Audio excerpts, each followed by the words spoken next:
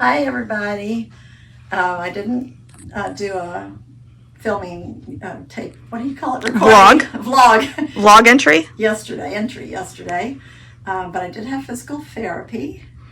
What's today? Thursday, Tuesday. Friday, Saturday, Sunday, Monday. Today's day 6. I count surgery day as day 1, so I'm probably kind of off what other people do, but it's day 6, counting surgery as day 1. I went to physical therapy yesterday.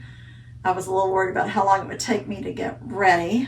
So I normally take about an hour and a half, take a shower, eat breakfast, get dressed, da da da.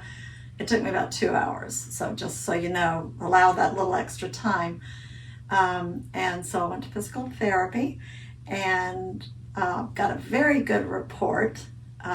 She said my flexion, I think she said it was 110, but it may have been 105. Anyway, it was over 90, which is what they want. And my straight leg was about 5, somewhere between 0 and 5. She said I don't need the walker anymore. I really don't think I much needed it anyway. I was using it just for safety reasons. And she watched me walk with the cane, and I wasn't doing it right, so she corrected that.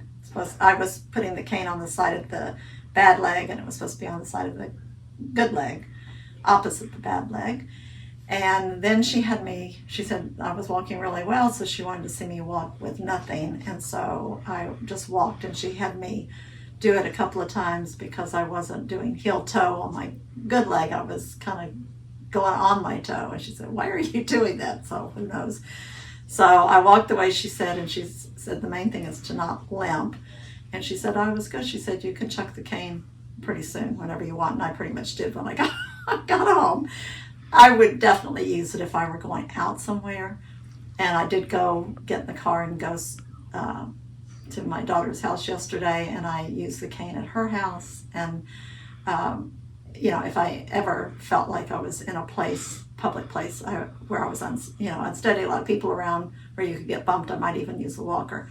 But in my house, level ground and all that, I'm fine just walking. When I first get up out of a chair or out of the bed, I have to take a moment, and it's a little like I have to limp for 1 or 2 steps, and then I can walk normally. So I'll just demonstrate a little walking while I'm here. I was getting ready to go on the treadmill, but let me just walk normally. Okay, I can't walk very far, but she just said be sure to do heel toe. And if I start limping, to use the walker. So I can do that pretty easily. I have a very, very generous bruise on the inside of my knee. And I took a picture of that, and that's also in the folder with all these different blogs and pictures. It does not hurt at all. It looks horrible, but it doesn't hurt. I took another picture of my legs side by side. I felt like I had a little more swelling this morning. I didn't do a good job of getting up and icing early enough. And so this afternoon, I lay down on the couch, actually. I haven't been on the couch or in the family room at all. So I lay down on the couch, and I always used to like to lay on the couch and put my leg up on the back of the couch. And so I did that because it was convenient. It was on the side of my bad leg. I iced it, I put it up high, and I fell asleep that way and slept for, I don't know, I was probably that way for 2 hours with my leg up, and I think that really helped. The swelling, I don't see a noticeable decrease in the swelling yet overall. And because it's tight, it feels like even when I take the ACE bandage off or take the compression stockings off, it still feels like they're on. Like I right now think I have an ACE bandage on, but I don't. I have compression stockings, but right around there, it's like I have something around it. It feels tight, but it doesn't hurt. It just feels weird. I still have numbness on the side, a little to the left of center on my calf, and I still have a shin splint a little to the right of center, particularly if I do heel pumps or toe pumps, foot pumps maybe, that they tell you to do for your circulation. That will make this, not the other leg, but this bad leg, sore, like a shin splint. And last night, had a problem. I had a history of restless legs. And last night, there was something keeping me up. And I just couldn't get to sleep. I just kept thinking, what's the matter? Am I in pain? I'm in whatever. I'm hot. Finally, I realized it was restless legs. It takes you a while to understand what the problem is. So I got up about 3 o'clock in the morning and did some calf stretches, and that always has worked for me. I know a lot of people that have restless legs that doesn't work, but it does for me. I do about 2 calf stretches on each side, and I'm good. Got back in bed and went right to sleep. I'm only taking Tylenol, even for physical therapy. I only took Tylenol. I had gotten down to about 2 pills, and these are regular strength, 2 pills every 8 to 12 hours. I did take one before I went to physical therapy, but we didn't do that much. It was the first day, so I don't know if I really needed it. Let's see, what else did I want to tell you? Oh, so last night, as I was being bothered by the restless legs before I figured out what it was, that at night I take the compression hose off and put the ACE bandage on because that's what you may not have to do that. I have to do it because I don't have adhesive on my dressing, and it holds my dressing on. And that's because I have an allergy to adhesive. So most people have something covering their stitches. So I had the ACE bandage on, not even that tight, but that was bothering me. I was hot, my knee was hot, everything was uncomfortable. So I kept thinking, and I had on long pajamas, so I kept getting up, changing, doing stuff.